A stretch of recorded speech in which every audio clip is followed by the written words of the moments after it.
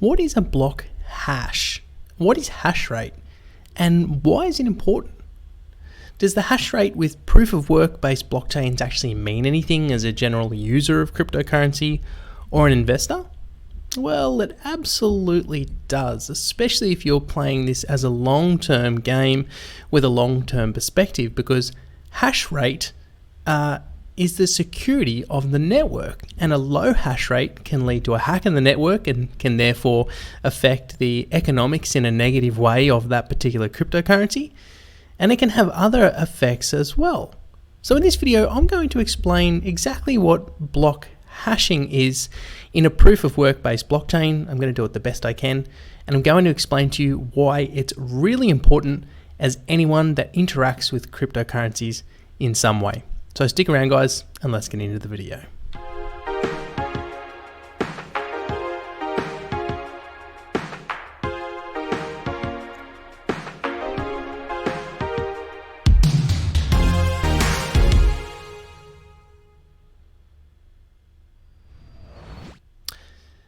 Now here we are, starting off first with the hash function and explaining exactly what a hash function is. Now also, guys, as a caveat, I think it's worth just letting you know that I'm not a cryptographer and I'm not a computer scientist, and that's why I think it was actually good for me to do this video, because whilst I do have an engineering background, whilst I do actually have a degree in engineering, understanding the computer science and cryptography side of cryptocurrencies is immensely complex and challenging, and it's an ongoing journey. I'm still learning to this day after being in this for nearly 2 years. And for this video, I put in a ton of research and have tried to explain it in a way that even if you just have a small amount of knowledge in cryptocurrencies, you're still going to get a good understanding of what block hashing is, the mining process, and why it's really, really important. So hopefully as I go throughout this video, I explain it in a simple enough way that you can understand and even do some of your own research further if you want to gain more of an understanding about this subject matter. So first of all, here we are on a hash function. So what is a hash function? Well, a hash function is merely, think of it like this, it's merely an equation that takes a certain input or a certain amount of data and then spits it out into a fixed string of data. Now, for Bitcoin and for other proof of work based blockchains that use a hashing algorithm called SHA-256, what that does is that takes any input and spits it out into 256 bits of information. Now, SHA-256, the algorithm, was developed by the NSA and then released under a free public license. Now, some of you may balk that it was released by the NSA, and I understand that, but you have to understand the National Security Agency has some of the brightest cryptographers in the world. That was the NSA's purpose, was to encrypt America's own highly secure information for military and governmental purposes, but to also decrypt information. In fact, they played a significant role in World War II in decrypting the Enigma machine, which was an encryption device developed by the Germans. So that's why you see cryptography functions come from the NSA, is because they've got teams of people working on the latest encryption techniques. So think of SHA-256 as merely an equation that takes information into it and then spits it out into 256 bits. Now here's the interesting thing. It does not spit it out into a random output. So the output will be the same as the input, but as soon as you change one variable of the input, you get a completely different output. And they do this to make it a one-way function. So it's incredibly difficult, if not impossible, because SHA-256 to date has never been effectively back-engineered. So so they've done it this way. So if you see a given output, you cannot work out what the input was. Now let's just go through some really simple examples to show you how this actually works. Now, this is the SHA-256 hash generator. And what we can do is we can enter in any text or numbers, and the equation will spit out the output in 256 bits. So why don't I say hello? And you can see down this string of text here matches what I say when I say hello. So if I take away the O, you'll see it completely changes the string or the hash output through that function. But if I add the O back, you'll see it will go back to what I had earlier. Now, just looking at these last three digits, 824, okay? So I'll take away the O. Oh, whoops, I'll take away the O up here. Put in the O again, 824. 824, see, so it gives a fixed output based on a fixed input, but changing one small variable will change the entire string. So I'll just change that to a 1, or change that. Oh, look, so even a capital will change it as well. Isn't that interesting? So that is essentially a hash generator. So it takes an input. You can put any number of characters into here, and it will still give you a random 256-bit output. Random in the sense that it's completely different from what it was previously. Now moving on to Bitcoin and the hashing. So first of all, we needed to find something called the target. Now this was the best resource I could find that really broke it down into layman's terms. Now it says here, the target is the number you need to get below in order to mine a block. The target is the threshold that a block hash must be under for a candidate block to be added to the blockchain. And they have an example here. The current target is this number with a set of leading zeros. Now the target is calculated automatically by the Bitcoin network based on the difficulty.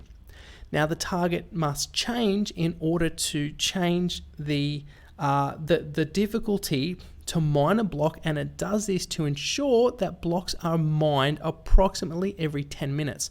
Because as more miners join the network, that additional computational power might lead to an over-mining of blocks. And Bitcoin has this self-balancing mechanism wherein the difficulty will change and thus change the target every 2 weeks based on a moving average of hash power, that's just computers that join the mining network.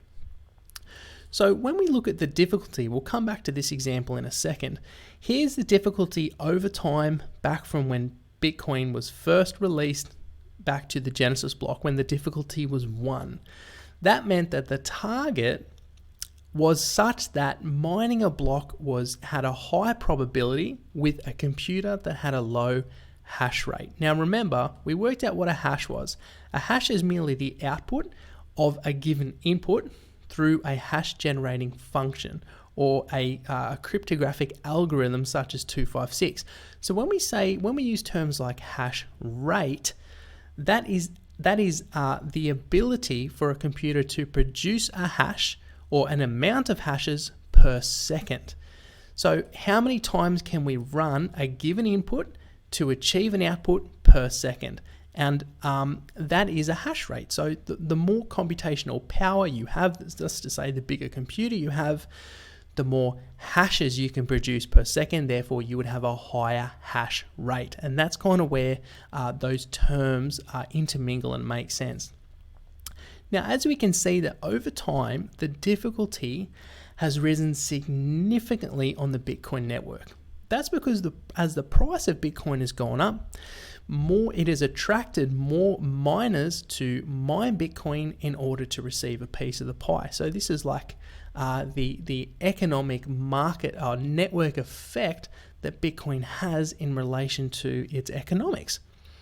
So what we can see here, I'll actually just move this over slightly. We can see that the difficulty peaked when also that's interesting. So the difficulty peaked in October 2018, so just a few months ago. Then it's come down and now it's on its way back up again. Now you'll see here that these little ledgers, the reason why it's like that is because Bitcoin's difficulty adjusts every 2 weeks. And it does that by looking at the speed at which blocks have been mined during the last 2 weeks, and based on that moving average, it will adjust accordingly to ensure that the next lot of blocks over the next 2 weeks, which is around about 2016 blocks, will be around about that 10-minute mark, and it continuously does this, and it will continue to do it so long as the Bitcoin protocol is actually operating. So this target value is produced based on the difficulty at any given time. Now, the more difficult the target, the more difficult it is going to be for miners to produce a hash in order to get below that target. And this is where proof of work comes in. So a miner needs to perform this process in order to prove to nodes that proof of work has been completed, and thus we can form the block, we can add it to the blockchain, and then we can broadcast to all nodes that the proof of work has been successfully completed. That's a really, really important part of how Bitcoin actually works. So then when we look at what is actually inside a block and what do miners actually hash, so what data do they put into this formula in order to try and meet or get below this target value? Now, there's a certain amount of values here, a certain amount of information that goes into it. So just think this small diagram here, this is a block. So we have the version, we have the last block, the transactions, the time, the target, and then this value here is called the nonce. Now, the most important part to note here that the information that goes into a block hash that is performed by the miners in order to get under that target value is the last block's hash, the transactions, which are summarized, for lack of a better term, into something called a Merkle root, and then the nonce. Now, when a new block is about to be formed and miners start the mining process, the nonce starts out at 1. Now, the miners will perform the hash. If the hash does not get below the target value, they must do something called incrementing the nonce. Now, incrementing just means going up by 1 value, and then they try again. If it doesn't get below the target value, then they increment the nonce again. So they have to keep doing this until that hash gets below the target value. Thus, a valid proof of work has been performed, and then the nodes signal for the valid proof of work and then add the block to the blockchain. So here, directly out of the Bitcoin white paper, is a diagram of what actually goes into the proof of work hash. So we can see that these transactions are actually hashed into these things called Merkle branches. And Bitcoin does this in order to save disk space from the blockchain. Think of it as pruning or trimming a tree. So this Merkle root can actually be backwards, essentially back engineered to work out the transactions that have been added into that block. And it does this again to prune or keep the blockchain's information, its data, as lean as possible in order that nodes, people running honest nodes, can do so effectively for many years to come. And they do that to keep the blockchain size as small as possible in terms of the amount of data, size that it is. So we can see we have the Merkle root, the previous hash, and then the nonce. Now let's actually look at some examples so you can see really how this actually works. Let's actually look at some examples on the blockchain. So here we have block 1000. This is the 1000th block that was mined, and you can see that it was mined in January 2019. Back then the block reward was 50 Bitcoin. Now the fixed data that went into the hash for this block was as follows.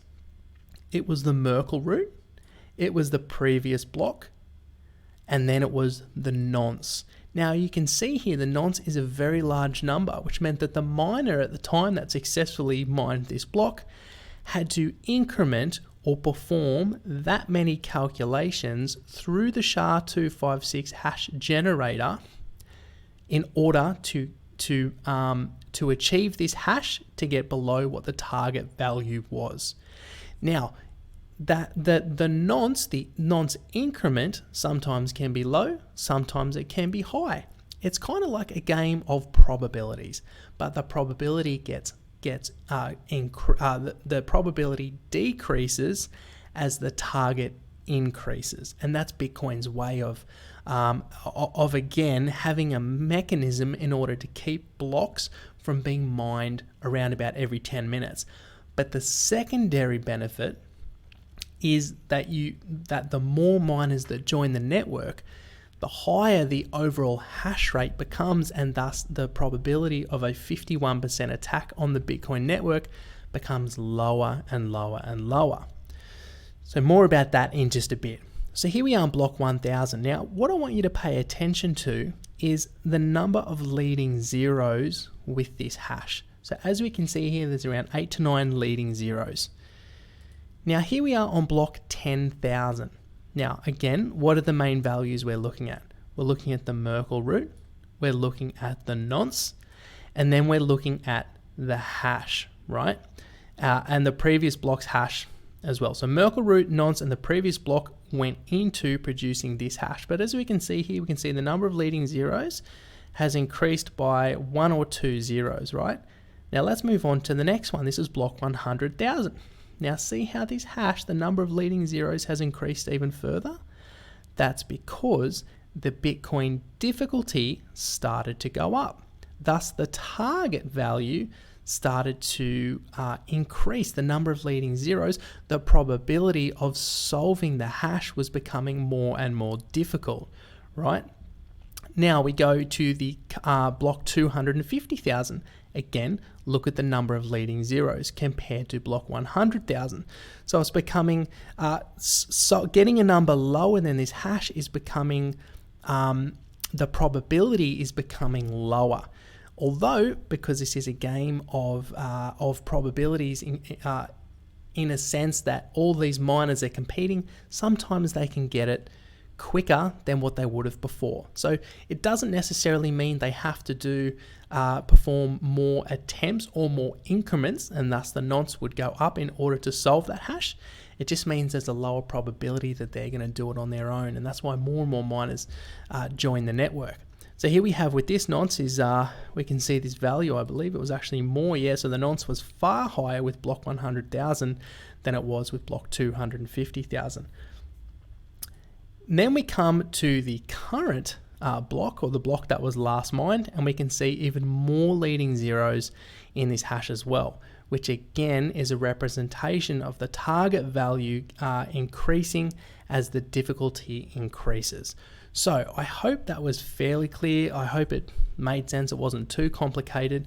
I mean, this is really, really deep stuff when you start getting into how Bitcoin mining actually works from a really fundamental level, and there's not a whole lot of information out there. I mean, there's a lot of information on Bitcoin mining, but information on how it works at like a base cryptography and protocol level is sparse, and the stuff you do find, some of it is wrong, so you have to be super careful and diligent with the information that's out there. So hopefully anyway, this is kind of making sense.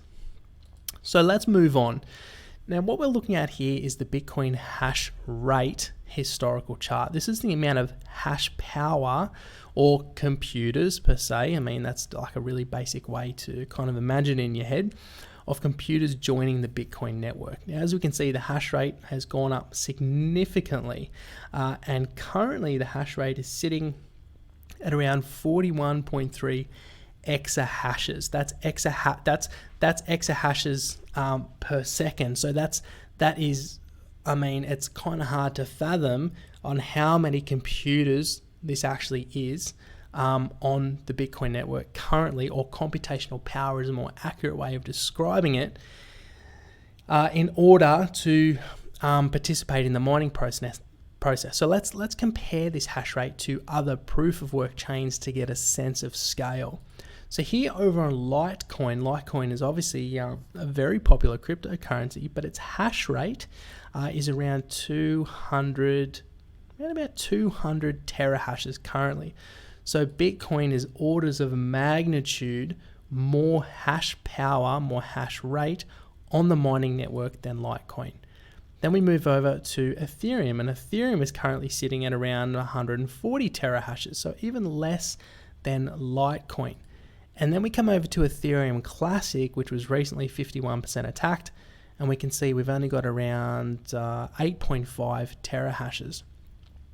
So as an investor, as someone that's buying cryptocurrency, you really need to be aware of the hash rate for the chain that's attached to the cryptocurrency that you've bought.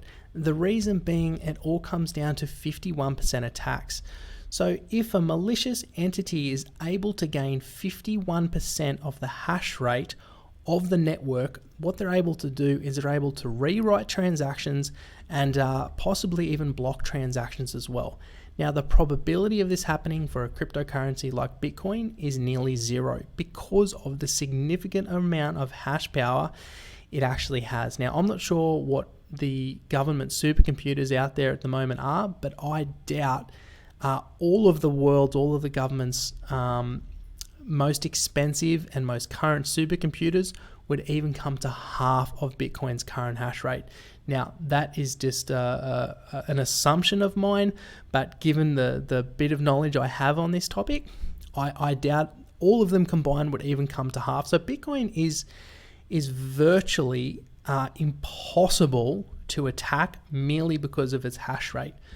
But then other smaller cryptocurrencies like Ethereum Classic, which interestingly, if you use the interpretation of small as the price, it's not a small cryptocurrency in terms of market capital, but its hash rate is extremely small. Excuse me, when compared to cryptocurrencies like Bitcoin or even Litecoin and Ethereum.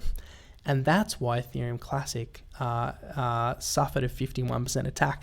Now, I hope this video at the least gives you guys some understanding when you see headlines like this, the Ethereum Classic is a bad omen for the blockchain. The 51% attack is real and it's easier than ever.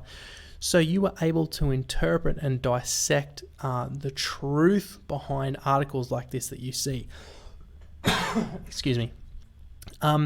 Because, the more you know about this space, the more power you have due to the knowledge you gain in order to make smart investment decisions. I mean, and this is not financial advice. I'm not a financial advisor, but what I'm trying to give you guys is equip you with the tools and the knowledge such that you at least understand at a basic level how these networks work and how these distributed systems work in terms of their overall security, because as time goes on, if this market continues to appreciate and hits new all-time highs, there's going to be more and more incentives for attackers and malicious actors to steal cryptocurrency, right?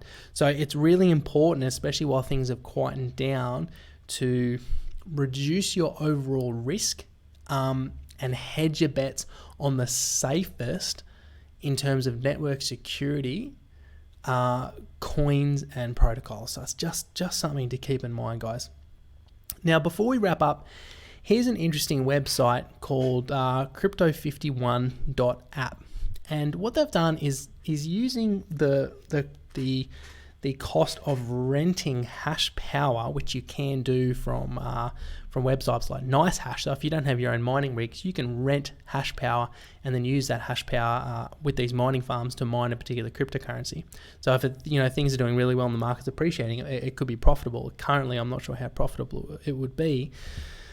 But using that, they've calculated the 1 hour attack cost in terms of rent to attack certain protocols. And they've got here the different algorithms, because all these different algorithms are slightly different, but essentially in a nutshell, they all kind of perform the same thing. So you can see Bitcoin Cash, Bitcoin, Ethereum, Litecoin, Monero, blah, blah, blah. So the 1 hour attack cost based on the renting enough hash power is $278,000. But see how it's a 0%? That means that NiceHash doesn't even have 1% of the available hash power to rent to attack Bitcoin. So right there you're seeing, well, Bitcoin is, it's impossible to attack because not even NiceHash has 1% of the hash power in order to attack Bitcoin. Ethereum, 5%, that's reasonable. Litecoin, 6%, Bitcoin Cash, 2%, Bitcoin SV. But as the list goes down, you see it becomes more and more cost effective for a malicious entity to perform an attack. Now, Ethereum Classic, Nice Hashable. NiceHash has 84% of the available hash power in order to conduct an attack. And the attack cost is cheap, $4,500. Now, an attacker is not likely to use NiceHash in order to perform an attack. I mean, they might use a component and then other mining farms. It's likely to be extremely complex. Like, don't underestimate just how hard this would actually be to conduct this attack. But this just gives you like a really good oversight kind of grasp perspective on the costs involved and the probabilities in order to attack certain protocols.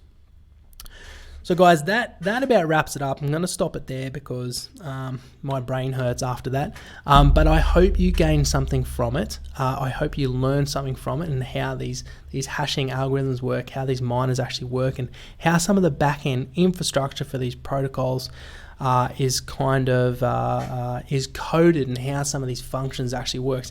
And no doubt your head is hurting as much as mine. This stuff gets extremely, extremely technical and extremely deep. But if you did like it, guys, the likes are always really appreciated. Always really appreciate that. It helps the channel grow. If you haven't subscribed, make sure to subscribe, come on board and join this incredible community that I have. If you want to leave a comment, please leave a comment because I do read them, and if it's interesting, I will definitely respond. And also make sure to check out our website, cryptocurrencyoz.com. We have a lot of really cool blogs, free guides. We have a free course if you want to learn about cryptocurrency investment fundamentals, completely free. You can go and do it on our website. So anyways, guys, thanks a lot for watching. I appreciate your time. My name's Bo, and I'll catch you in the next one. Cheers.